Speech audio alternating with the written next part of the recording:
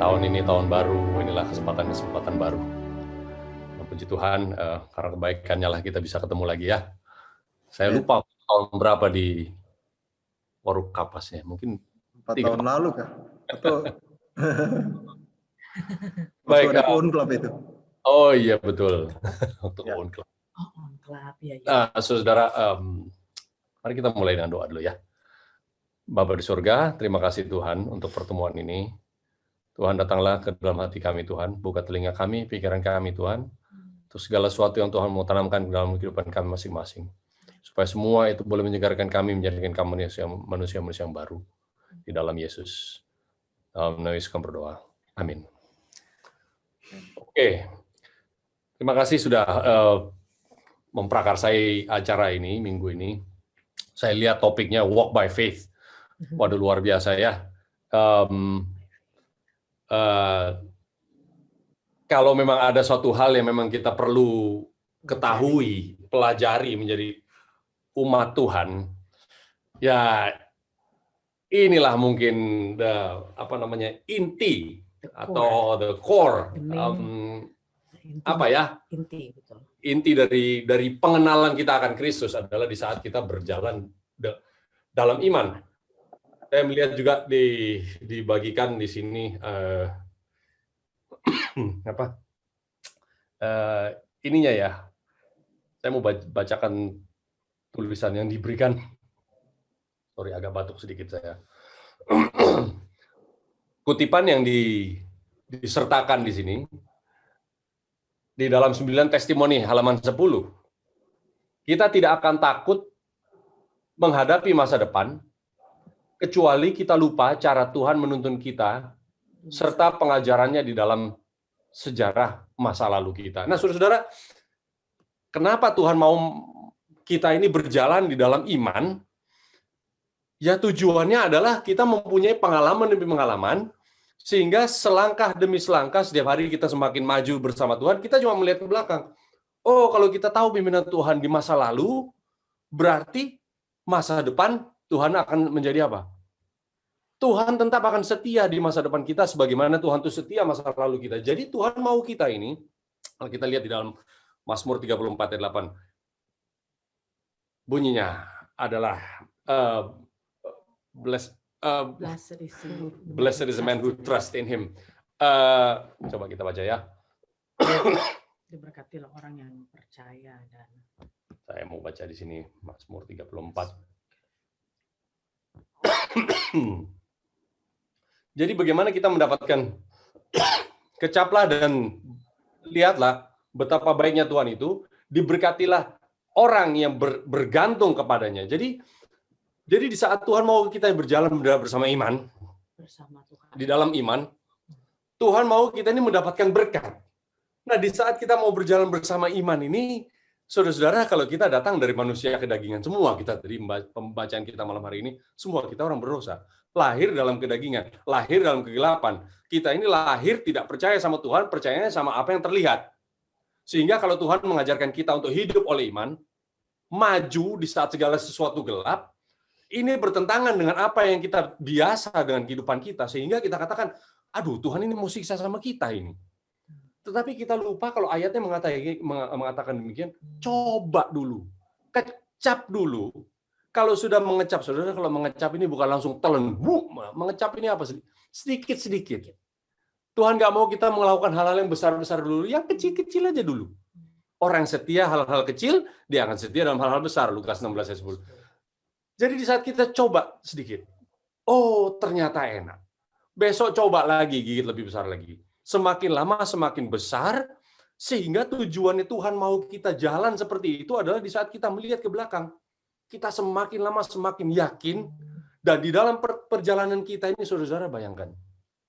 Kalau kita tidak punya suatu hal pun untuk kita khawatirkan di dalam dunia ini, luar biasa bahagianya manusia itu. Ringan. Apa yang membuat perjalanan kita berat ini di saat apa? Waduh, besok gimana ya? Besok gimana ya? Saya mau begini, besok nanti bagaimana? Bukan besok, masa depan. Masa depan saya besok, nanti masa depan saya seperti apa? Nah, di saat manusia tidak punya kekhawatiran sama sekali. Nah, saudara-saudara, orang bilang ini orang gila, nggak punya kekhawatiran. Ya. Siapa yang nggak punya kekhawatiran, saudara? Semua orang punya kekhawatiran. Apa iya? Tapi Yesus mengajarkan satu hal. Semakin lama kita tidak khawatir, semakin kita tidak khawatir, ternyata semakin bahagialah hidup itu. Makanya Yesus mengatakan, siapa yang khawatir makananmu dan pakaianmu, ya jangan khawatir makanan dan pakaianmu, karena itulah yang dicari bangsa-bangsa yang tidak mengenal aku. Nah, Tuhan mau mengajak kita untuk berkenalan. Makanya dibilang topik ini walk by faith, berjalan di dalam iman, walaupun tidak masuk akal, walaupun nggak masuk logika manusia. Tetapi hanya itulah. Yohanes 14 ayat 10 mengatakan apa? Kalau kamu percaya, kamu akan melihat kemuliaan Tuhan. Nggak bisa dibalik, saudara-saudara. Nggak bisa coba-coba lihat kemuliaan Tuhan tanpa iman. Nggak akan kena. Kalau manusia daging, liatin dulu, baru mau percaya. Nah, itu manusia daging ini dibalik dulu. Kasih lihat dulu, baru percaya. Nah, bersama Tuhan tidak seperti itu. Nah, saya mau saja saudara-saudara melihat ayat Filipi 2 ayat 12. Nah, ini Filipi 2 ayat 12 ini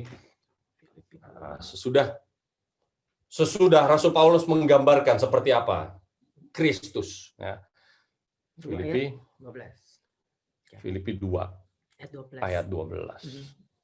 Saudara, perikop sebelum Filipi 2 ayat 12 ini bicara mengenai seperti apa Yesus ya. Yesus dengan kesetaraan dengan Bapa di surga tidak dipertahankan, namun dia mengambil rupa manusia, ya toh. Lalu didapati di dalam fashion as a man seperti manusia, dia merendahkan dirinya, merendahkan hatinya, dan setia, taat bahkan sampai mati, bahkan mati di kayu salib. Oleh karena itu, Tuhan memberikan dia nama di atas segala nama, ya toh. Dan semua lutut bertekuk, semua lidah mengaku bahwa itulah Tuhan, kayak gitu. Oleh karena itu, nah ayat 12 berikutnya, oleh karena itu, kalau kita tahu Yesus seperti itu, oleh karena itu. Nah, jadi ada follow up-nya. Nah, oleh karena itu. Gimana bunyinya? Saudara-saudaraku yang kekasih, kamu senantiasa taat, karena itu tetaplah kerjakanlah keselamatanmu dengan takut dan gentar. Bukan hanya saat aku masih hadir, tapi terlebih pula di saat aku tidak hadir. Nah, saudara-saudara, saya yakin saudara-saudara tahu, keselamatan ini bukan karena pekerjaan kita. Bukan karena upaya kita. Bukan karena kita mengerjakan keselamatan kita. Bukan karena upaya hasil kerja kita selamat. Sudah tahu orang Advent. Tapi kenapa Rasul Paulus bilang begini? Kerjakanlah keselamatanmu dan takut dan gentar. Saya juga bingung dulu, apa ini artinya? Kerjakanlah keselamatanmu dengan takut dan gentar. Dibilang, loh, kan keselamatan itu kasih karunia. Melalui iman kita diselamatkan. Melalui kasih karunia kita diselamatkan karena iman. Apa maksudnya Rasul Paulus kalau begitu? Sementara dia katakan juga di ayat-ayat lain bahwa kita diselamatkan karena kasih karunia. Nah, saudara, kita bersyukur karena punya tulisan Ronubuat hamba Tuhan Nyonya White luar biasa, saudara-saudara ya. Makanya kita sebagai orang Advent ini bersyukur kenapa tulisan Ronubuat ini menjadi penuntun bagi kita. Tuhan berikan kita sekali lagi seorang nabi menuntun umatnya di akhir zaman, di era penghakiman ini dikasih seorang nabi untuk mengembalikan secara lengkap sebagaimana umat Tuhan mestinya. Nah, Nyonya White menuliskan begini. Our High Calling. Apa bahasa Indonesia ya? OHC. Panggilan yang lebih tinggi atau apa ya? Kayaknya itu panggilan lebih tinggi. Nah, oke. Ini renungan ya, buku renungan. Oke. OHC halaman 91. Maret tanggal 26. Saya langsung bahasa Indonesia aja ya. Kerjakan keselamatanmu dengan takut dan gentar. Nah, apa artinya Nyonya White tulis? Apa artinya ini? Seakan-akan bertentangan. Artinya setiap hari Anda tidak boleh percaya dengan human efforts, upaya manusia, dan hikmat manusia. Kamu harus takut berbicara sembarangan. Ya. Fear to follow your own impulses, takut untuk mengikuti apa ini? Dorongan-dorongan diri sendiri, impulse ya, dorongan, hasrat. Takut juga, kita harus takut di saat pride of the heart ya. Kesombongan hati and the love of the world, dan cinta kepada dunia, dan lust of the flesh. Apa ini? Kedagingan ya, akan membuat kita terjauh, exclude ya, kita tidak dapat menerima grace, yaitu kasih karunia yang Yesus Kristus rindu untuk memberikan pada kita. Artinya apa, saudara? Bagaimana kita mengerjakan keselamatan kita? Apa artinya iman ini kalau gitu? Artinya kita kerjakan keselamatan kita ini tidak boleh kita percaya sekuat tenaga supaya tidak percaya kepada pikiran kita, tidak percaya kepada apa yang dipikirkan hati kita, apa yang dorongan hasrat kita, kerinduan-kerinduan kita, cintaan akan dunia, harus takut dengan hal-hal ini. Inilah artinya mengerjakan keselamatan dengan takut dan gentar. Jadi percaya sama Yesus ini, saudara, artinya apa? Tidak percaya sama diri sendiri. Sungguh-sungguh nggak kamu percaya sama Yesus, artinya apa? Jangan percaya sama dirimu sendiri. Pengetahuanmu, isi hatimu, dorongan-doronganmu, cinta akan duniamu, ini semua akan membuat kita akan tidak bisa menerima kasih karunia Yesus. Waduh. Gimana itu maksudnya, saudara? Kita sudah tahu, sering dengar lah ya. Jangan percaya sama uang kita. Oke, sudah sering dengar. Jangan percaya sama karir kita. Oh, sering dengar juga itu. Jangan percaya sama tabungan kita, pendidikan kita. Ajaran orang tua sekalipun kalau tidak percaya sesuai dengan Alkitab. Jangan percaya itu semua. Tapi lebih jauh lagi, apa artinya, saudara? Kita tahu artinya adalah gimana. Ya, saya teringat pada satu cerita, saudara, yang semua kita sudah sering dengar. Di Yohanes 11 tadi saya berikan. Kalau kamu percaya, kamu akan melihat kemuliaan Tuhan. If you believe, you will see the glory of God. Syaratnya melihat kemuliaan Tuhan. Apa ini kemuliaan Tuhan? Saudara-saudara yang tidak pernah terlihat manusia, tidak pernah pikirkan, ini yang Tuhan sediakan bagi kita. Sedikit demi sedikit Tuhan sudah berikan pada kita saat kita masih hidup di dunia ini, di dalam keadaan kita seperti ini. Nah, Yohanes 11 ayat 40 itu, kalau kita mundur beberapa ayat, ini bercerita mengenai apa? Mengenai Lazarus mati. Mungkin ada satu pelajaran yang Tuhan mau ajarkan kepada kita mengenai kematian Lazarus, saudara.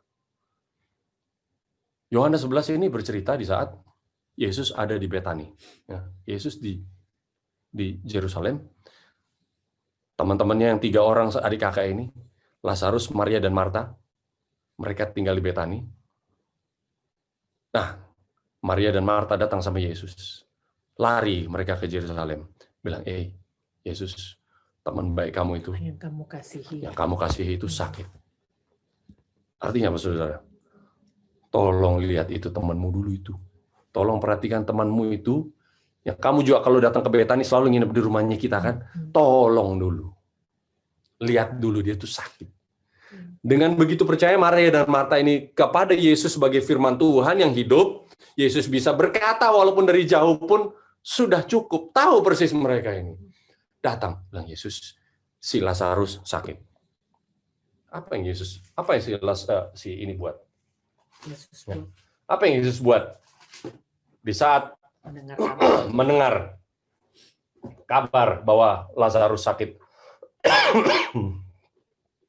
Yesus mengatakan apa, saudara? Sakitnya si Lazarus itu tidak akan membawa kepada kematian. Betul ya? Saudara tahu semua cerita ini. Maria dan Marta dengan sukacita pulang, ya. Kita bisa bayangkan orang begitu percaya sama Yesus, sungguh-sungguh ini benar-benar firman Tuhan yang turun untuk menjadi manusia. Mereka tahu seberapa kuatnya Yesus itu. Betul. Mereka sudah pernah dengar, bahkan anak yang perempuan yang mati pun pernah dibangkitkan oleh Yesus sebelumnya. Jadi mereka tahu, kalaupun mati, Yesus bisa bangkitkan dengan sukacita di saat mereka terima. Yesus katakan, nggak akan mati ini Lazarus. Lazarus tidak akan mati. Pulang dengan hati sukacita. Waduh, atau walaupun sudah sekarat ini Lazarus, mereka katakan, puji Tuhan, Lazarus tidak akan mati. Saudara-saudara, menurut ulasan Nyonya White, banyak orang menunggu Yesus di rumahnya Lazarus. Melihat apa yang Yesus mau buat dengan orang yang sudah sekarat ini.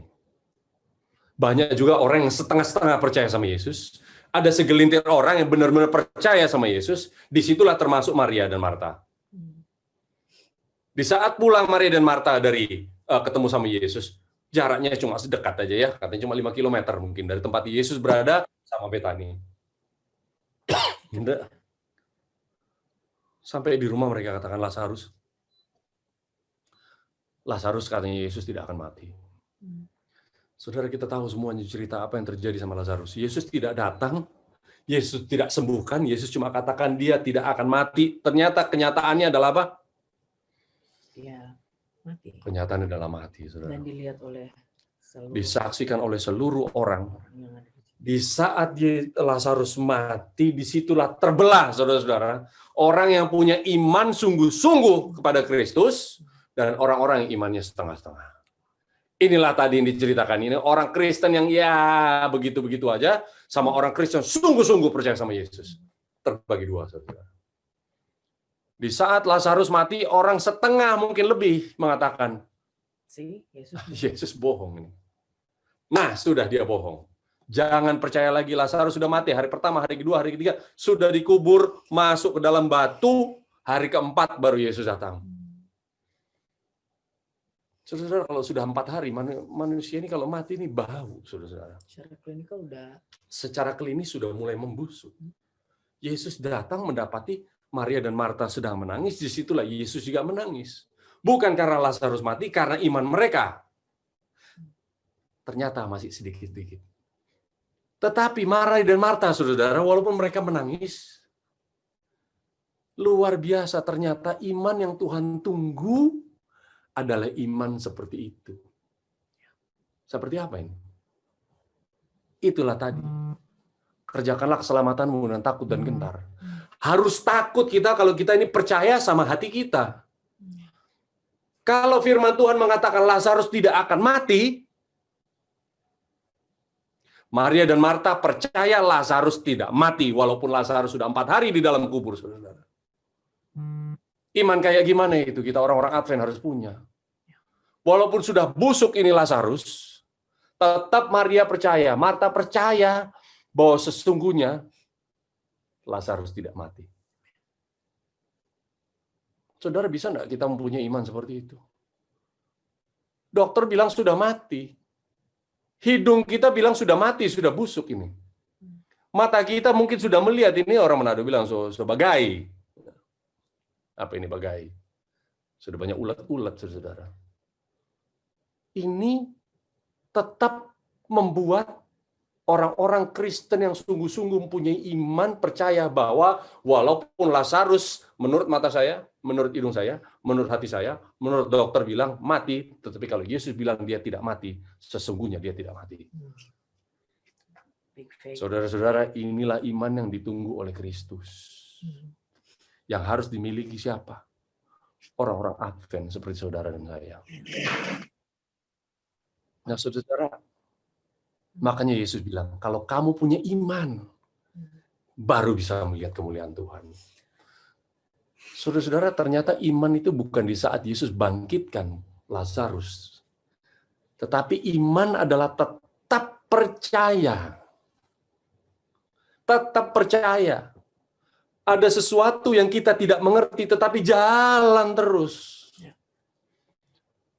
Saudara, tadi diperkenalkan kita mempunyai televisi, saudara-saudara. Siapa mau kerjakan televisi ini? Biayanya besar. Nggak tahu siapa yang mau nonton, saudara-saudara. Memang berapa orang mau dibaptis? Kita supaya dapat bintang-bintang di mahkota. Memangnya tahu kita berapa orang? Tidak tahu. Tapi Tuhan bilang, coba dan kecaplah. Oke lah kita coba ya, saudara-saudara. 2011 bulan Januari, Saya mau coba-coba dulu. Coba-coba kecap-kecap aja dulu sedikit. Mungkin dulu di saat kita mau mulai televisi ini kita rasa bilang, oke, boleh 2 Bisa. bulan, 3 bulan, oke lah. Kalau 2 bulan, 3 bulan Tuhan saya masih mampu. Kekuatan saya masih mampu ini. Bisa lah gitu. Mau boleh lah ya. Saudara-saudara, bulan ini Januari 2021. Apa yang kita jalankan sebagai coba-coba, icip-icip, saudara-saudara. Taste and see that the Lord is good. Blessed is the man who trusts in him. Coba dan kecaplah, Ramon sama Sandy. Coba kecap-kecap ini pekerjaan Tuhan, televisi ini seperti apa. Supaya diberkatilah kamu 10 tahun lagi, 2021 kamu akan lihat. Luar biasa Tuhan yang kamu sembah. Saudara-saudara, bukan saya mampu. Mungkin kalau saya mampu, oke lah dulu sedikit-sedikit mampu ya. Kemampuan kita ini mungkin cuma jalan berapa menit, berapa bulan saja. Saya mau cerita sedikit, saudara. Sering kali kami berdua sini ketemu dengan situasi yang seperti Maria dan Marta ini melihat Lazarus mati. Di saat Yesus mengatakan, aku akan menyertai kamu sampai akhir zaman. Pekerjaan-pekerjaanmu biar aku yang tangani. Saudara-saudara, ratusan pengalaman tetap kita ini bingung. 2 tahun lalu yang mencerita satu aja ya, 2 tahun lalu, 2017, saudara-saudara. Saya ditelepon sama perusahaan satelit, saya mau cerita aja sedikit ya, supaya kita boleh tutup ini. 2017, kita harus perbarui kontrak setiap 2 tahun. Juli 2017, ini kira-kira 6 bulan sebelum kontrak yang waktu itu berjalan, 6 bulan sebelum kontraknya habis. Saya ditelepon sama perusahaan Telkom. Telkom ini perusahaan bukan perusahaan abal-abal, perusahaan besar ini, saudara. Bukan. Di saat saya ditanya, Pak Ramon mau perpanjang kontrak nggak? Saudara-saudara, di saat itu saya sudah 7 tahun, sudah 8 tahun mengudara. Ya, 7 tahun. Kira-kira. Saya bilang sama Tuhan, Tuhan sudah cukuplah 7 tahun. Tuhan mau apa lagi dari saya? Kita sudah kalau handuk sudah kering, mau diperes. Nggak ada lagi airnya, saudara. Saya bilang sama Tuhan, Tuhan mau apa lagi ini?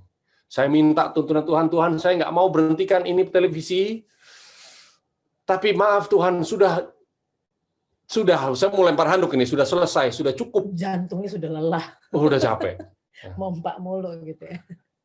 Bulan Juli saya ditanya, Pak Ramon, Januari ini harus diperpanjang. Pak Ramon mau nggak ini? Mau perpanjang lagi nggak? Kalau nggak ini, kita mau berikan slotnya ke orang lain, karena banyak yang ngantri, saudara-saudara.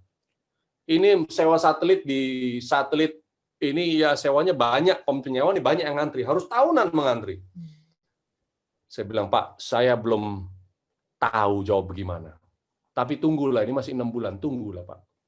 Saudara, Juli, Agustus, September, Oktober, November, 2 bulan sebelum harus tanda tangan kontrak baru mereka telepon, Pak, harus diputuskan Pak minggu ini. Kalau enggak ini Bapak putuskan, kita kasih Bapak punya slot ke orang lain. Aduh, gitu ya Pak ya. Oke, saya nanti minggu ini saya mau kasih jawaban. Saya berdoa saudara minggu itu, Tuhan, jujur saya nggak mau terusin ini pekerjaan. Karena nggak ada harapan lagi. Tidak ada harapan lagi. Di saat itu saya benar-benar udah kering, saudara. Nggak mungkin mau telepon orang, saya nggak pernah telepon orang. 10 tahun ini nggak pernah telepon orang, tidak pernah kasih proposal, tidak pernah minta sumbangan, tidak pernah minjem duit sama orang. Kalau kita lapar, bertelut, saudara, minta kasih tahu sama Tuhan, Tuhan, kasih saya makan karena saya lapar. Jangan telepon orang, saudara. Telepon surga langsung. Telepon surga langsung. Minggu itu saya berdoa, Tuhan, kasih saya tanda ini mau diapain di televisi. Kalau Tuhan mau saya maju, tanda tangan kontrak lagi, ini 2 tahun lagi, ini capek lagi, 2 tahun ngangkat lagi, saudara, capek benar-benar. Tapi kalau saya juga nggak berani memutuskan ini, Tuhan kasih saya tanda minggu ini. Tolong, saya mau berjalan di tengah kegelapan, nggak tahu nih, nggak ada siapa-siapa lagi, nggak tahu mau telepon siapa, nggak mungkin telepon siapa-siapa. Saudara, saat saya berdoa, besoknya ada telepon sama saya. Ramon, apa kabar? Oh, baik. Gimana pelayanan? Ya gitulah pelayanan. Televisi masih nyala? Oh iya, masih nyala. Wah, luar biasa ya, sudah 7 tahun ya. Iya, 7 tahun. Tapi masih ada kendala. Nah, saya mau cerita kalau begitu. Kalau you tanya, saya cerita. Saya diminta tanda tangan perpanjang kontrak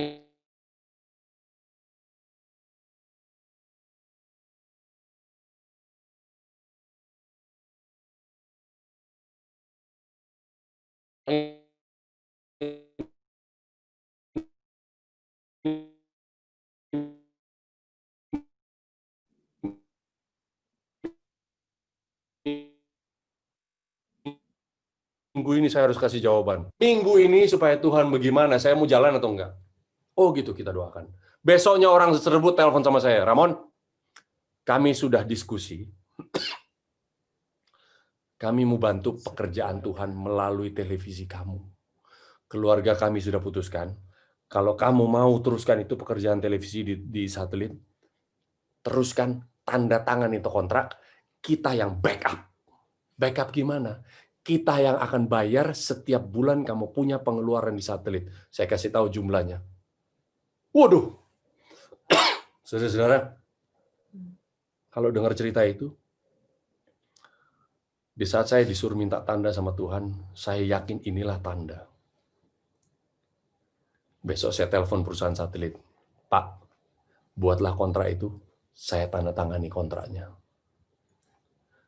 Saudara-saudara, luar biasa.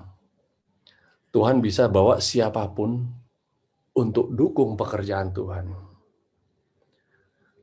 Lalu saya tanda tangan kontrak berikut, saudara-saudara, 2018. Lalu berlaku sampai sekarang ini. Apakah keluarga tersebut pembayarannya lancar atau enggak? Saudara-saudara, Tuhan mengajari kami dua hal. Jangan bergantung dengan manusia. Satu, kalau manusia punya janji juga tidak ditepati, jangan kita marah sama dia. Saudara-saudara, Tuhan mengirimkan orang tersebut nelpon saya, hanya supaya besoknya saya pergi telepon ke Telkomsel, tanda tangan itu kontrak. Hanya supaya kamu berani untuk Hanya supaya saya berani tanda tangan itu kontrak.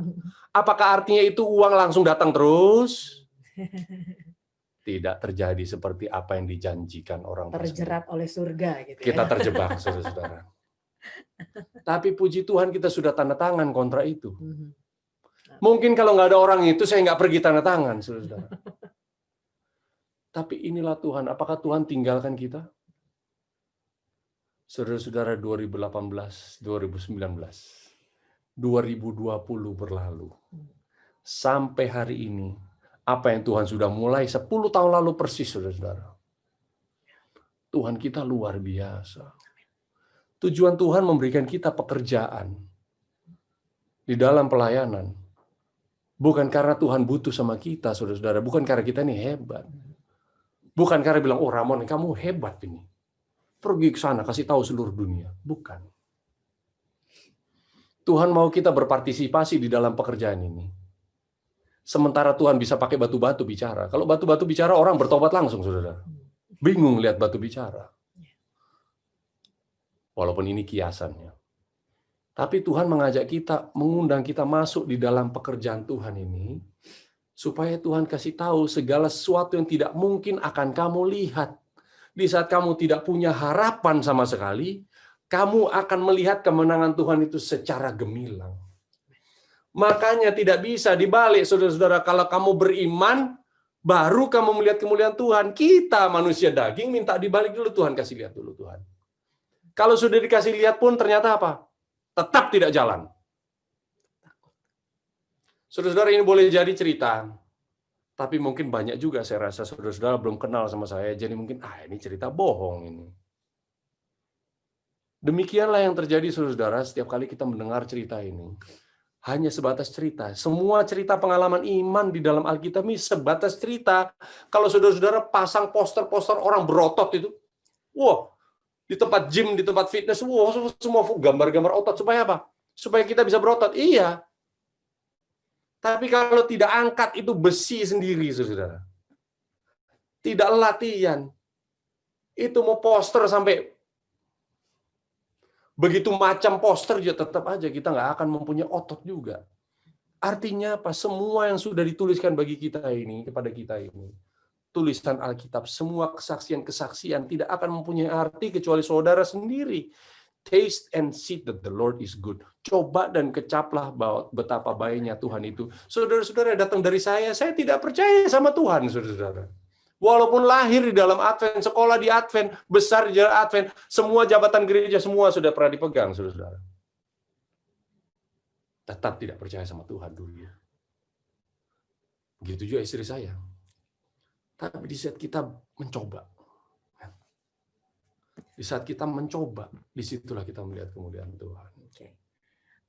Saya bersyukur kepada Tuhan karena Tuhan memberikan kesempatan yang sangat luar biasa di dalam hidup saya dengan suami saya ya. Dunia sering mengatakan kalau umur seperti ini umur produktif untuk mencari uang, mencari kenyamanan ya. Tetapi bagi saya umur produktif inilah yang kita harus berikan kepada Tuhan ya, yang dimana semuanya masih bisa fresh, mental, tenaga, Jangan tunggu pemikiran. tua ya. Ya kan, jangan tunggu tua lagi gitu ya. Orang sering bilang bahwa saya mau ikut Tuhan tapi nantilah, tunggulah kalau saya sudah menikah. Nanti pas sudah menikah, nanti tunggu kalau saya punya anak. Nanti pas punya anak, nantilah tunggu kalau anak saya sudah menikah. Sudah menikah anaknya, nanti tunggu kalau anak saya sudah punya cucu. Sudah punya cucu, terus ya Tuhan saya udah tua Tuhan, jadi saya udah nggak bisa ikut Tuhan gitu kan. Jadi terus ya, selalu punya alasan gitu. Tapi kalau saya dengan suami saya, kita bersyukur kepada Tuhan karena Tuhan memberikan kesempatan yang sangat luar biasa. Karena di dalam mental dan juga otak yang masih fresh ini, kami dapat melihat bahwa di era modern ini Tuhan itu betul-betul sangat nyata ya.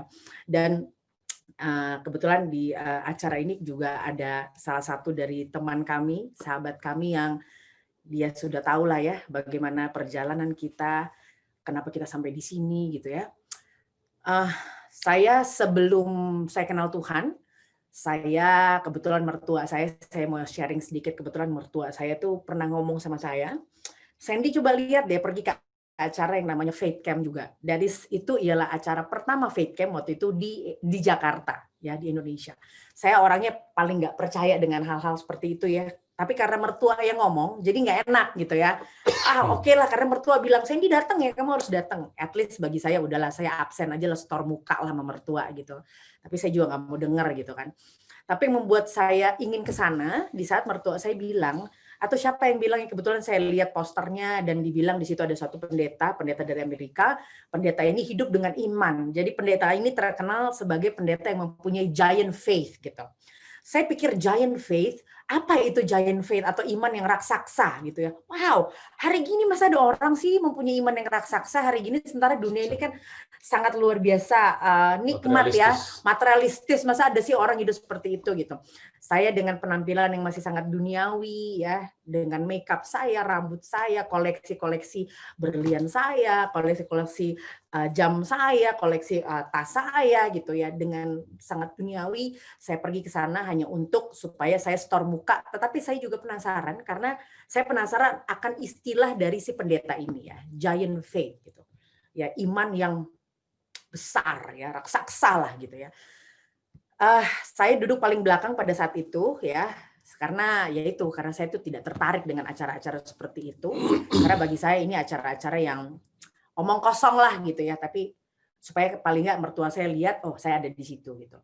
Saya masuk ke situ masih telat karena zaman dulu saya sukanya masuk gereja tuh 30 menit sebelum acara penutupan atau doa tutup ya, karena acara yang paling inti di gereja dan kita juga semua tahu lah acara yang paling menyenangkan di gereja itu sebenarnya hanya potluck.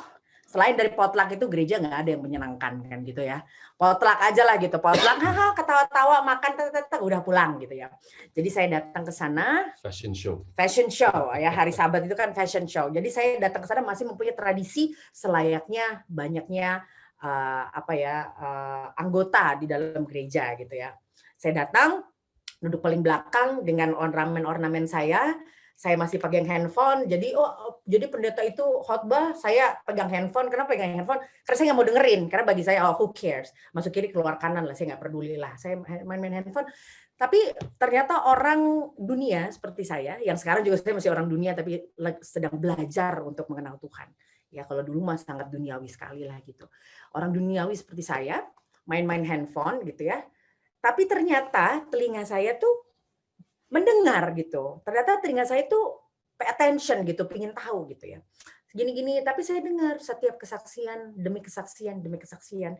Yang tadinya handphone saya pegang gitu, lama-lama saya mulai nurunin handphone saya karena saya mulai tertarik.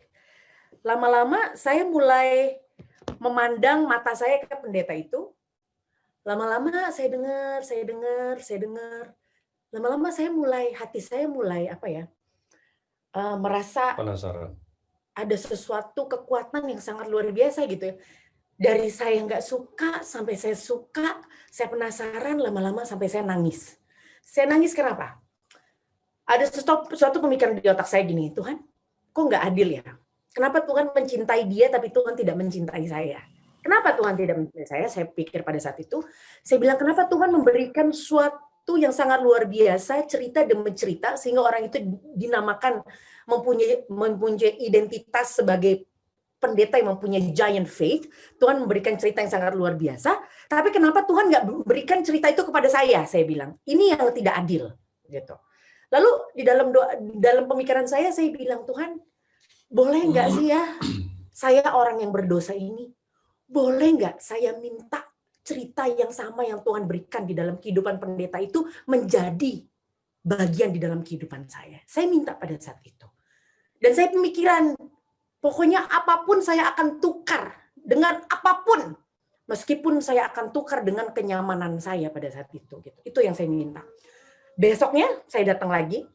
Yang tadinya saya datang 1 jam sebelum acara doa tutup ya. Karena saya penasaran dengan khotbahnya pendeta itu. Besoknya saya datang 1 jam sebelum acara dimulai. Bagi saya itulah Tuhan ya.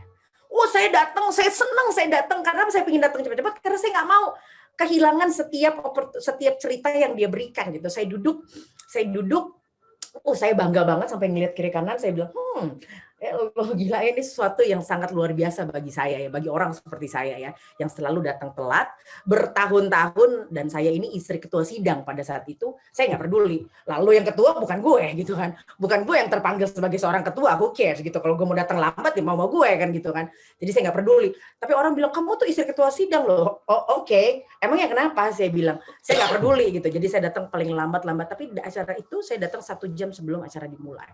Dan saya sangat bangga dengan achievement saya pada saat itu. Saya bangga dengan Tuhan saya yang ternyata dari hal kecil itu Tuhan bisa ubahkan kalau kita mau gitu ya. Akhirnya saya datang, saya dengar lagi cerita-cerita dari pendeta itu dan hati saya semakin bulat kepada Tuhan. Saya semakin bilang, Tuhan, saya minta cerita yang Tuhan berikan kepada pendeta itu menjadi bagian saya.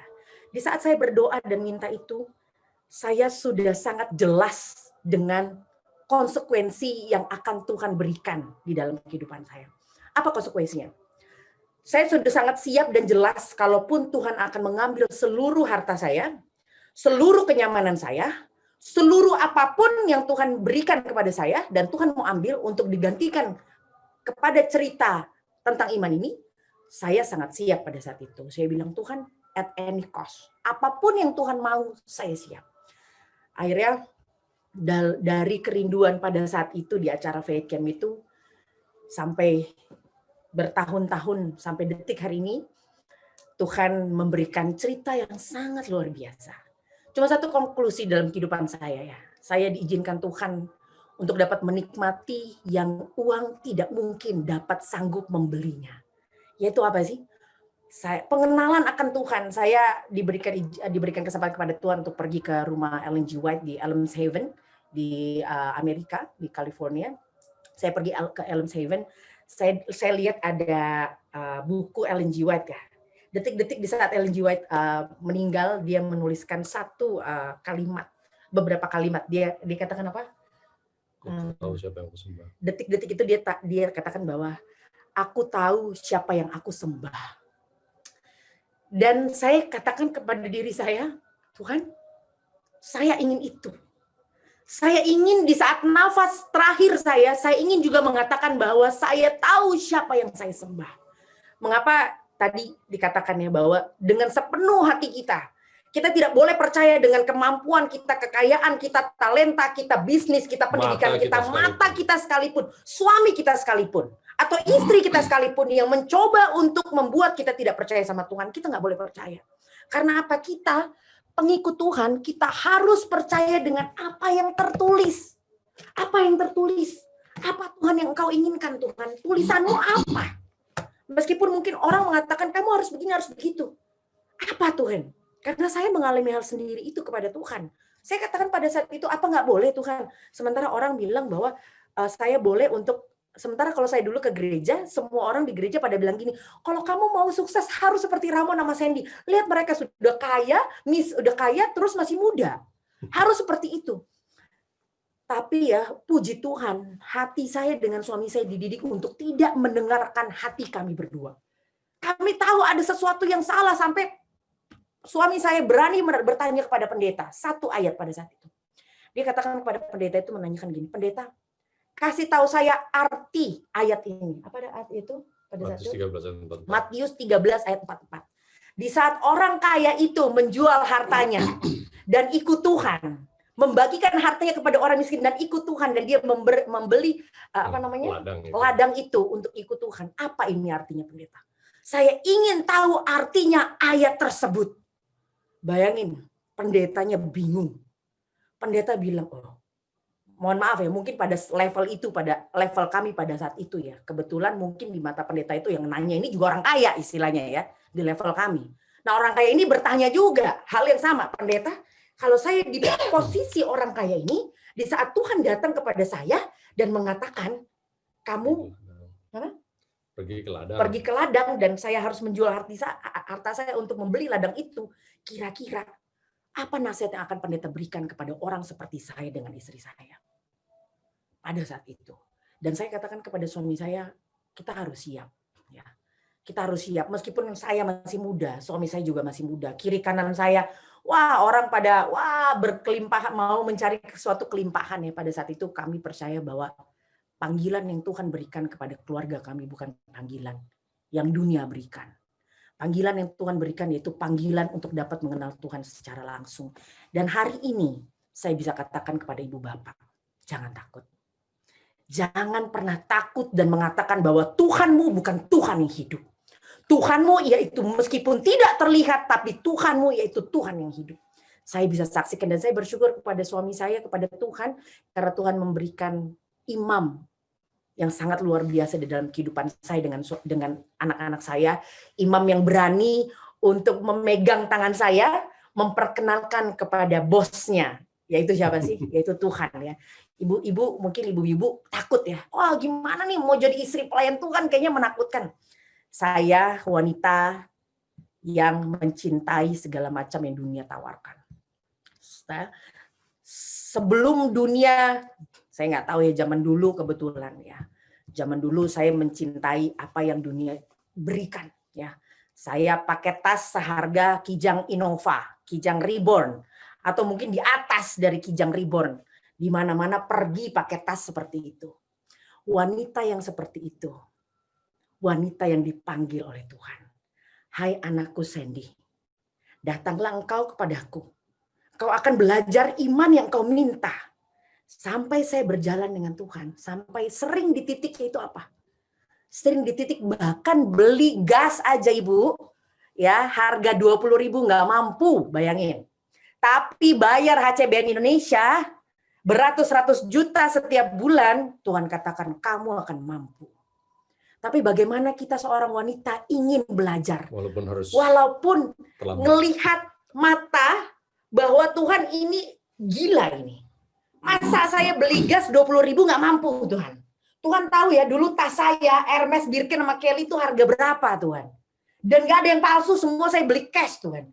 Masa Tuhan mau menurunkan derajat saya beli tabung gas nggak mampu. Tuhan katakan, Sandy, jangan percaya oleh pikiranmu, jangan percaya oleh logikamu, jangan bahkan percaya oleh apa yang matamu lihat. Tapi percaya Sandy akan apa yang tertulis di sini. Percaya bahwa aku Tuhanmu tidak pernah meninggalkan engkau. Dan memang Tuhan tidak pernah meninggal kita berdua. Nggak pernah. Sampai detik hari ini kalau saya bicara soal firman Tuhan ya. Kenapa hati rasanya bergemetar ya? Karena apa? Masa iya Tuhan, orang berdosa seperti saya. Lahir di dalam keluarga duniawi. Tidak pernah bisa tumbuh menjadi manusia, menjadi anak yang dibesarkan oleh Tuhan. Tapi Tuhan katakan, Sandy, namamu sudah aku tulis dan aku panggil engkau menjadi muridku. Dan engkau akan aku berikan pendidikan dari surga. Tapi pendidikan surga itu nggak enak. Ya, nggak enak menurut kedagingan kita.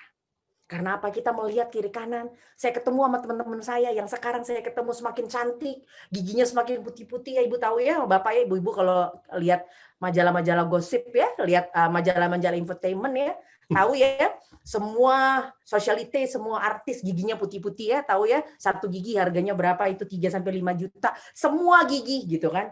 Sementara saya Tuhan, tas aja udah nggak bisa dipakai gitu ya. Apa ya Tuhan yang saya bisa berikan? Tapi Tuhan katakan apa? Yang kamu bisa berikan yaitu cerita di dalam iman. Jadi Ibu Bapak, saya nggak tahu kemauan Ibu Bapak apa. Tapi sayalah korban dari acara Faith Camp pada saat itu. Faith Camp 2000, berapa itu ya? Sayangnya 2011. Hari pertama, yang tadinya saya nggak suka. Saya lihat handphone dari hari pertama, ternyata Tuhan katakan, aku mengenal engkau, Sandy. Dan engkau akan kupakai 2011. Saya nggak pernah berpikir dengan suami saya akan menjadi seorang pembicara. Tidak pernah berpikir bahwa Tuhan akan berikan harta yang sangat luar biasa, yaitu warisan tentang iman. Nggak pernah berpikir. Tidak pernah berpikir dipakai dan mempunyai identitas sebagai pengikut Tuhan. Nggak pernah berpikir. Ternyata Tuhan katakan, aku sanggup mengubahmu. Asal engkau mau diubah. Jadi Ibu Bapak, tentukan di mana engkau akan berpijak di dalam hidupmu. Baik, saudara-saudara, saya rasa sudah sedikit lewat waktu, tapi kita sambung besok. Boleh kita tutup dengan doa dulu? Bapa di surga, terima kasih Tuhan, karena iman Kristus yang Tuhan janjikan menjadi bagian kami. Hanya Tuhan yang boleh memberikan iman itu Tuhan ke dalam hati kami yang rapuh, hati kami yang tidak percaya Tuhan. Berikan itu Tuhan hari ini, supaya kami menyadari bahwa kami ini lemah. Kami ini perlu kasih karunia dari surga. Terima kasih atas keselamatan Tuhan sudah berikan kepada kami, karena kami tidak mampu melakukannya sendiri. Tetapi Tuhan, terima kasih juga karena Tuhan mengingatkan kami tidak boleh percaya. Mengerjakan keselamatan kami dengan takutan dan gentar, dan kami tidak minta untuk percaya apapun yang ada pada kami, hikmat kami, pikiran kami, kepintaran kami, indera kami sekalipun Tuhan. Terima kasih Tuhan karena firman Tuhan yang hidup itulah menjadi pegangan kami Tuhan hari ini. Kami yakin ada seorang malam hari ini Tuhan, hatinya berseru kepadamu. Biarlah Tuhan pegang tangannya Tuhan. Tidak ada bisikan yang didengar oleh orang lain kecuali dirinya sendiri, dan Tuhan yang mendengarkan.